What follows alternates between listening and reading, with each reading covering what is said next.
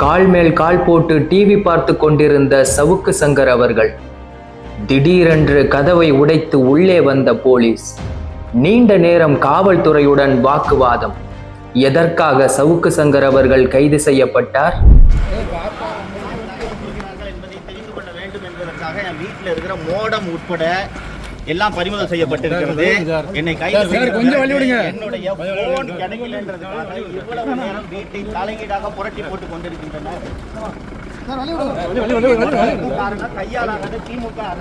திரைப்பட தயாரிப்பாளரை மிரட்டியதா சவுக்கு சங்கர் அவர்களை இப்ப கைது செஞ்சிருக்காங்க. சென்னை ஆதம்பாக்கம் அடுக்குமாடி குடியிருப்புல 14வது மாடியில தீயணைப்பு துறையினர் ஏறி போன காட்சி இப்ப ரொம்பவே பரபரப்பா போயிட்டு இருக்கு. நேற்று ஜிபேல 94,000 ரூபாய் பணம் வந்துச்சு. யார் வந்துச்சு என்னன்றதை விசாரிச்சுட்டு இருக்கிறதுக்குள்ள நானும் மிரட்டி 94,000 எம்ப்ளாயி மூலமா வாங்கினேன் ஒரு பெற்ற கம்ப்ளைண்ட் வாங்கி பண்ணியிருக்காங்க. அனானிமஸா இது போல ஜிபேல அனுப்பி பண்ண முடியுன்றத அது மூலம்